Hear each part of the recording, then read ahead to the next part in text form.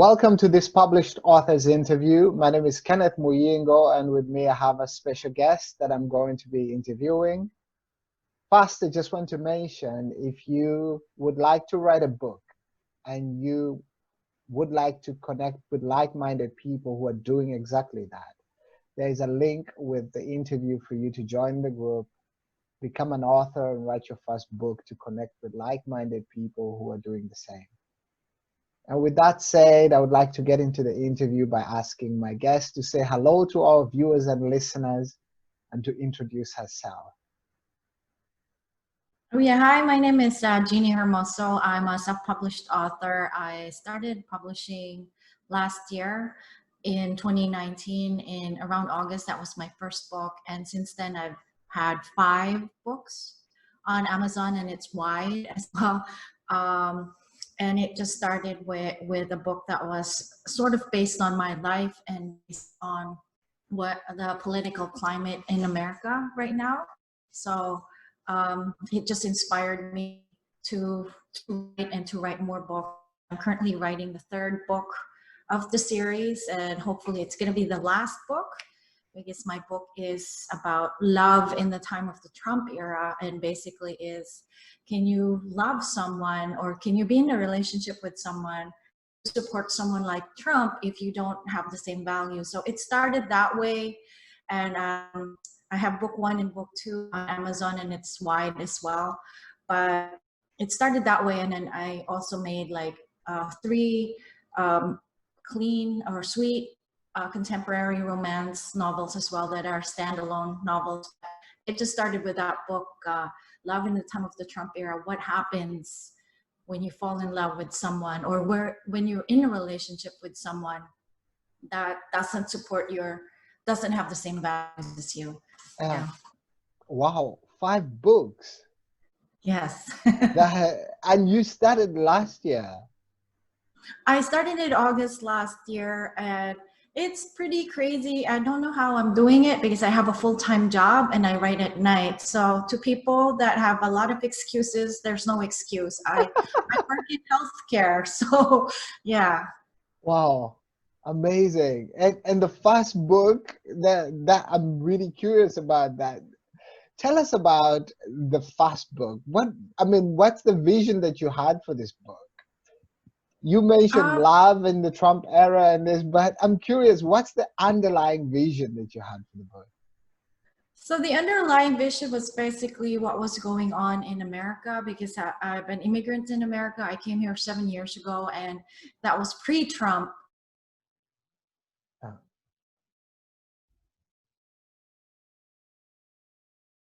Noticing people were like at each other's throats, and they had tribes, like tribalism, and it affected my relationship. It affected my relationship as well, because my ex before was a Trump supporter and I wasn't, because I didn't have the same values, and to have that clash. So it's in a way it's semi-autobiographical. It's based on real life events, but fictionalized characters that are based on real people. Quite amazing. And the title of the book is Love in the Time of the Trump Era.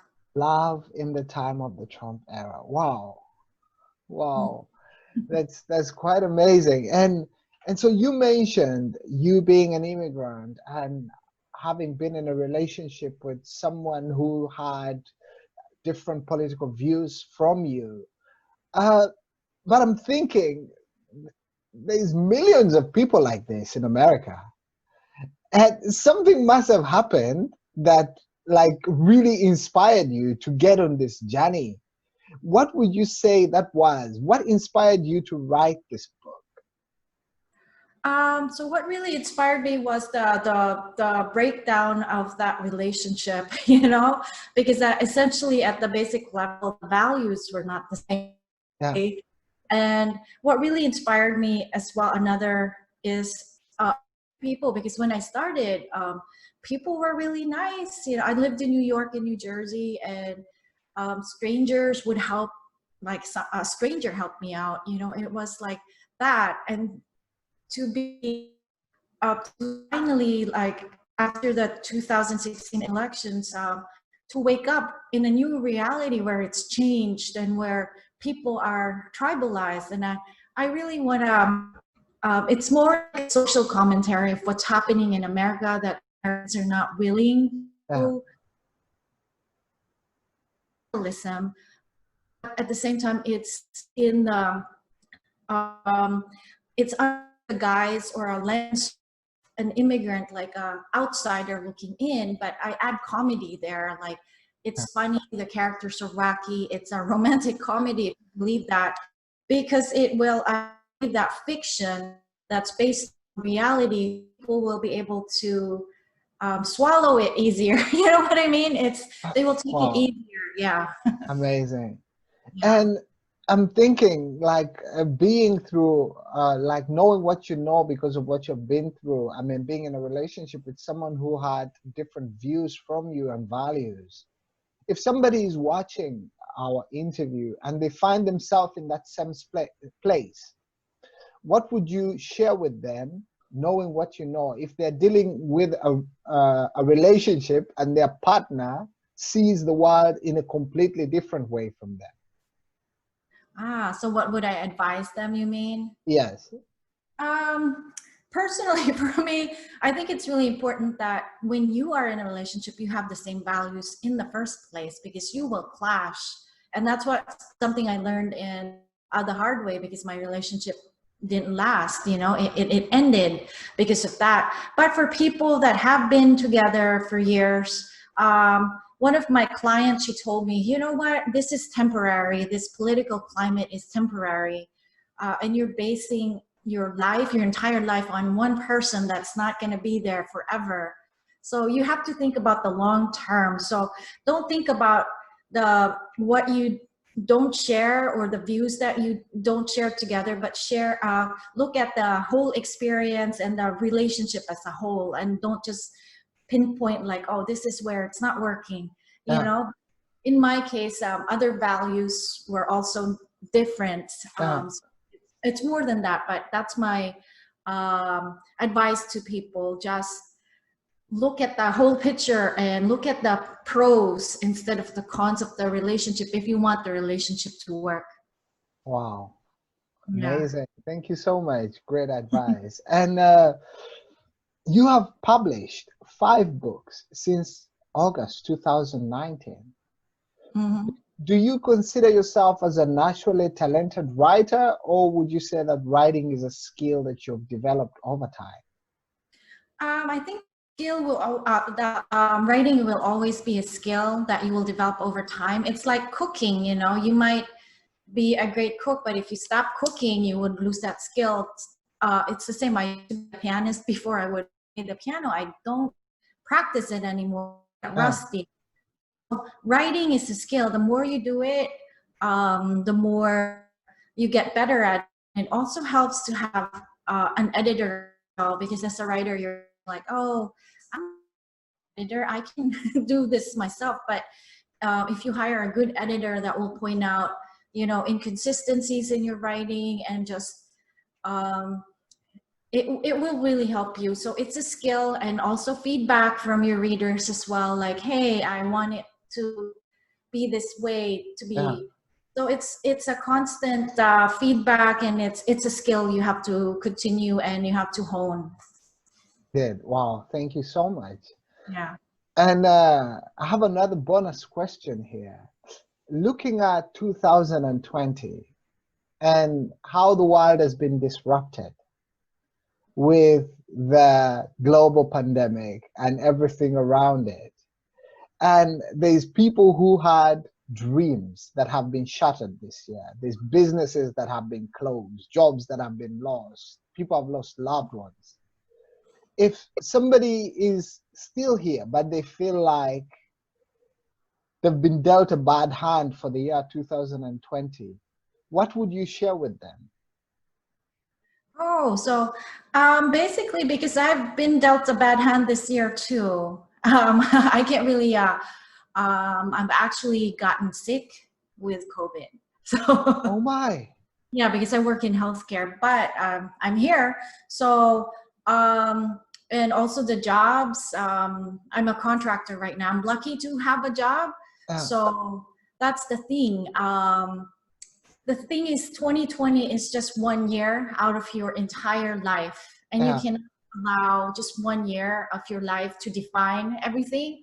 And yeah, as long as you're alive, 2020 will just be like, you'll just look back at it and like, oh, this was my starting point. I yeah, crashed, I lost everything. But that was my starting point back from the beginning. And just, you know, looking at your life, like what worked, what didn't work, and what can I make work. yeah, And just realize that as long as you're alive, yeah, always change the narrative. So as they say, you are the writer, director, script writer of your own life. So yeah. I tell people, don't focus on 2020. Sorry about that. I have a dog. No, it's all right. It's all right. What's his name? He's baking here. Hey. He's in Is my it? books, by the way. Aha. His name is Bacon. Bacon. Ah. Wow. Nice. Cute dog. I know. He's always in my books. I read him in the books. Aha. Very nice. Wow, you were sharing something very powerful right there. So just to look at it as just 1 year, not the rest of your life, that if everything has crashed, you can just consider it like a beginning or foundation to start from and then build again. Yeah, that's right. Yes. Wow. Thank you Yeah. so much. That's really great advice as well. And looking at the journey of your life that you have been on, you being a migrant and you have uh, lived in the States pre-Trump and post-Trump, and you've had this relationship that ended. I mean, it's quite a lot. And then what you're sharing right now with you also having been impacted by 2020 the and the virus, and you recovered from that. That's really, it's a lot. And and you're still here and there's a smile on your face. That's very inspiring indeed. Thank you so much. But I'm curious, what would you tell me is the one thing that has happened to you personally that has had the greatest impact on you writing books? Because 5 books in a year, that's quite an achievement, Claire. I know. Yeah. Actually, I think the worst thing that happened to me was the best thing that happened to me, because it was a long-term relationship and I thought that relationship would work out. That was the turning point when it didn't work out. Because it didn't work out, I was able to look back and reflect, like, what do I really want to do with my life? And I Yeah, realized, hey, I want to write books. And incidentally, um, the characters or the villains in the book based on my ex. So like purging and like cleansing, and yeah, it's therapeutic at the same time. But yeah, I'm really grateful because if without him and if he never left my life, I would never be in this path at all. And I'm going to be writing 5, 10, 20 books, who knows? And just based on that one event that really redefined my life. And I had, as I said, I started from scratch again. And yeah, then to just like reassess, like, oh, what do I really want to do? And I realized for the longest time, I've always wanted to be a writer since I was a little kid. And yeah, I said, you know what? I have all the material. I have, I can write about my ex and yeah, then I can write about my experiences. yeah. It has really been the worst thing that happened to me was the best thing that ever happened to me. Wow. Thank you Yeah. for sharing. That's great. And so you mentioned other projects that you're working on. Can you tell us more about your next project, your the next writing project that you're currently working on? It will be book 3 of Love in the Time of the Trump Era, because it's a series of books. Yeah, It's actually a love triangle, if you believe it. The character is choosing between two guys, one is a Democrat and one is a Republican, you know? Oh my goodness. That sounds exciting.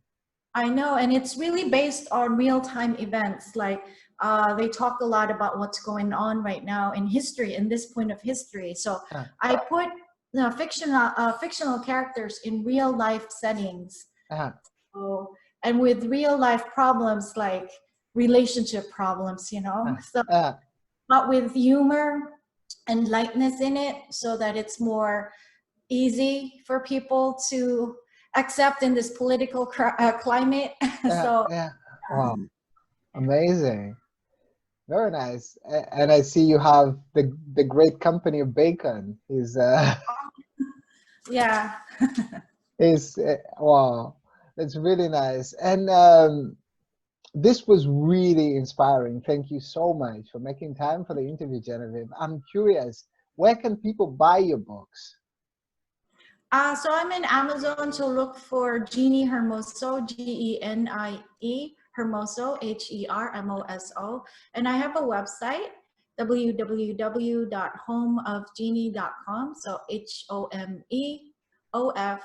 HOMEOFGENIE.com. So homeofgenie.com. So the information is there, and you can sign up for my mailing list there as well.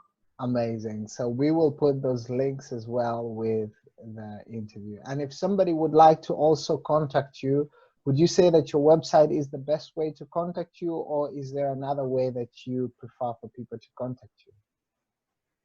They can email me at homeofgenie@gmail.com. So that's the best way. Email is the best way. Yes. Very nice. We'll put the email as well with the interview. Thank you. Thank you very You're much. welcome. And this was very nice. I'm so glad we made time for it. I'm curious, is there anything else that you would like to share that we have not been able to address in the interview? Oh, I think just going back to what you said about 2020. So it's like maybe the reason why your life crumbled is because you have to rebuild better, you know? Ah, ah, So that's the reason. And maybe this is the point in time where you have to think about what really is your passion in life. ah, Yeah, yeah. And writing is a passion I discovered after like my life came crashing down. ah. So so you can always create something out of a negative situation as long as you are alive and as long as you are willing. So that's my message for people. Indeed. Wow, that's amazing. Thank you so much. Thank you. And I will sure be keeping in touch with you, Ginny, and I'm so glad that we made time for the interview. Thank you very much for interviewing me. I appreciate it. Thank You're you. welcome.